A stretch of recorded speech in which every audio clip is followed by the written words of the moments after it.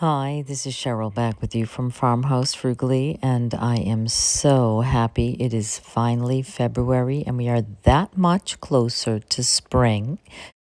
In today's video, I want to show you some very basic and easy things that you probably already have hanging around the house or outside that you can use to create the beginning of spring for your home. And these items you can create now and then use later in some little vignettes, on some risers, under some cloches, whatever it is that you might like to do a little later on when you're ready to decorate for spring. So I happen to have one of these long, almost like a wreath made out of a vine and then a bunch of different bits and pieces of bags full of moss. I have some dried moss from the yard, and I also have some pretend moss, I call it. I think I got at Temu. And then a bunch of feathers I got at the Dollar Tree. So just some stuff, some greenery, some things that I have in my stash. So go through your stash. I went outside, I grabbed some sticks, and I grabbed some old oak leaves, and I just took apart some of that vine and I am going to bend it. Now, if you wet it, it does bend a little easier, but I kind of like the irregular shape and I kind of like the sticks sticking out. So it's personal preference. If you want it nice and perfect, soak it in water for a little while before you twist it or twirl it into a circle. Then I'm just using some of the wire that actually was on the vine itself, and I am just twisting that together. Now, you don't have to make this into a perfect nest. You basically need a circle. Now, I don't know if you remember that horrendous angel I rescued this Christmas, but she happened to be holding a wreath. So this first one's going to be real easy for me. I am just going to simply glue the already made wreath on top, but clearly you can make a wreath out of Spanish moss, out of sisal, out of yarn, heck, out of shredded paper, out of things that you have in your home. Then I am crumpling up some of that oak leaf just to give it a little bit of color. There already were red berries in that little wreath, so, that worked out well. So if you have some berries and you want to add berries, you can. And then just a little bit of the green moss from the dollar store, and I am just adding in some of those feathers. I bought them a year or two ago, and they go on and on and on. I don't know how many feathers there are in there, but you only need a couple of feathers for each thing. So I just love the way that this is coming out.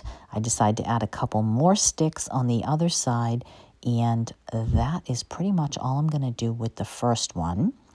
I will show you another one. And then I will show you a way to make it with an everyday item that you have hanging around your house in case you do not have any vine. Now, I have grapevine in my yard, but it is frigid outside, probably, 10 degrees. So I'm not going outside to get any vines today. I already ran outside for leaves and twigs. That was enough for me. So I am going to wrap this one the same way. And this time I am going to use one of the, this is that weird, almost, I want to say yarn, but it's not really yarn. I don't know what it is. They called it moss on Temu. Clearly not. It is some kind of fabric, and it sticks to everything, including your fingers. So it is a little tricky to work with. But I decided this one, I was going to simply glue one of the oak leaves as the bottom of the leaf, just to give this a little bit of a support. And then I'm going to glue that green right in the center of that. So you can just play with this and do anything, with anything that you have, just layer that look. Then once I have that done, I'm going to just do the same thing and add a little bit of actual moss that I had gotten from my yard and dried last year, just to give that a little bit of contrast. And then I'm going to add a few more feathers and other things to this. including more of the feathers and a little bit of some pieces of green going up the stick to make that look a little more alive. And then I have an acorn and an acorn cap, and so I'm going to put that on the side of this one, and then I'm going to add a few little creamy white pip berries on that other stick and make that look a little bit different.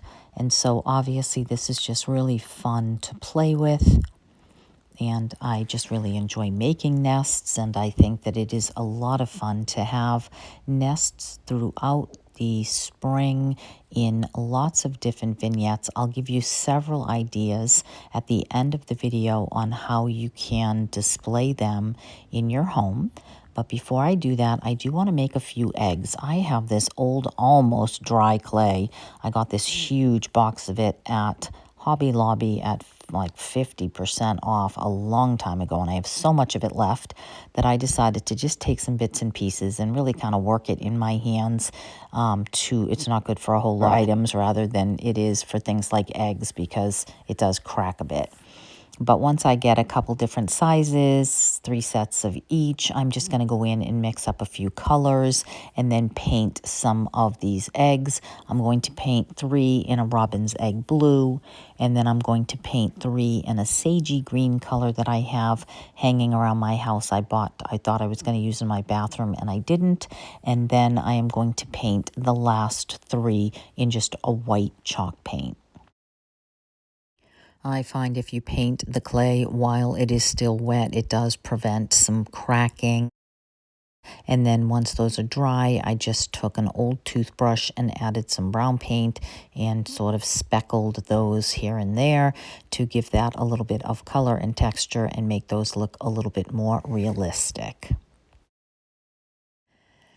And then once I have these ready set aside to dry, I am going to take some Model Magic, which is a softer, I want to say marshmallow. It feels almost like marshmallow in my hand. And I am going to form the shape, the very basic shape of a bird. You just take that, give it a kind of elongated shape, and then a little bit of a head. You can sort of press it down so the body gets a little fat, and then pull out a little beak from the front of it and pull up a tail. And then once you have the basic body shape, this Model Magic clay is amazing. It's very, very lightweight, so it definitely is easy to work with, but it doesn't have a lot of weight. So you may want to glue it on an item when you're finished. And then what I like to do for the wings is just snip a little bit into the clay, just a little tiny bit, and then sort of just little bit, mold it a little bit with your hands just to make it have a little bit of definition. It doesn't have to be separated from the body or anything like that. It just gave it just enough to make it look like a bird. And simply, play with that until you're happy with the shape. And then I am going to make a smaller one as well, because I want to have two different size nests, and I want to have 2 different size birds, and then the third one doesn't really need a bird. But this is just a great thing to prepare in advance if you want to have some birds of hanging around your own home. And my husband bought me a whole bunch of this Model Magic. I don't think it's terribly expensive, and I know you can just buy one small pack of it, and I think they even sell it at Michael's and Hobby Lobby and places like that as well. So that's easy enough to get a hold of and really quite easy to work with. And if you watch one of the next couple of videos that I have coming out, I am going to use it to create some other animals as well. So you will definitely want to stay tuned. Make sure that you hit subscribe if you are not subscribed, so that you don't miss some of those videos coming up, as well as the bathroom remodel and the office remodel, which are almost done. I know I keep saying that, but I just keep tweaking it. Now, once I have these as I want them, I am just taking that latex paint that I had mixed up last week. This is basically, I just call it a neutral color. It's basically like a tan, a real pale light color that goes well in my home.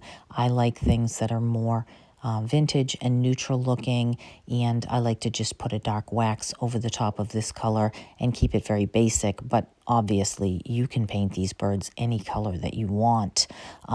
So if you especially know how to paint, then you might have a lot of fun with this. So before I move on, that first nest that I made, I put in my entryway just on a bed spring with a gorgeous antique handkerchief. And that is the one with the acorn. I think it's the second one I made actually. And just added a couple of the eggs on that. And I think that that is a lovely way to display a nest. And then once I was finished, when the rest of these items dried, I put one together, and then I took out this clock. It was broken. My husband got rid of these centerpieces for me, and I literally had this left over, and that is exactly what I wanted. It was on the good table at the dump, and I knew no one would want that broken clock. Even the glass part was broken. So I cleaned that and sanded just a little bit that was wrecked on the front top. It was like chipped. Somebody probably dropped it once upon a time. And I just took 2 coats of my linen white chalk paint and painted over this. I like to use chalk paint on wood like this that's kind of shiny because it acts as a primer, and you don't have to prime it. It sticks really well to pretty much everything. And so then I just gave that a second coat once that was dry. Then I took out my little finger sander and just sanded. There was so many beautiful edges, little details around the front of this clock that I wanted to bring that back out. I also like that vintage look. And then once I had that the way that I liked it, because I use chalk paint, I do have to go in and either spray it or wax it. So I just coated it with a clear wax first and got that paint nice and protected, and then just pulled out a little bit of antiquing wax, hitting those edges that I sanded and a little bit of the detail, and then wiping that back with a cloth just to give that a more vintage look and to have it match the decor in my home. And here that is in my dining room, and I absolutely love how this looks, especially with the black in the background and the little bird on top. Now, I had said I would show you how to make a nest if you don't have any of those kinds of vine. All you need is an egg carton. You're going to cut 4 and then leave 6 and then cut 2 off the bottom, and then see the 2 and the 4 off the top. The 2 and the 4 off the top you can just glue together and they make a perfect square. And so I am just going to glue these together for a future project, but honestly that would make a nice little nest base all by itself if you wanted to use that. The one that I will use today is this little section of 4. Now I have again some of that moss in my stash, and you can again use whatever you have hanging around. So I'm going to cut some of that crazy yarn-like stuff, and I am going to add both of those mosses to each little cup like I did with the other nest. Now to make that look so that it has an edge, see how where I cut the 2 away from the 6, that section needs to be built up just a little bit to make it look a little more even. So I just added a little bit more on that side. Now you could do so many things with these. You could add some tags.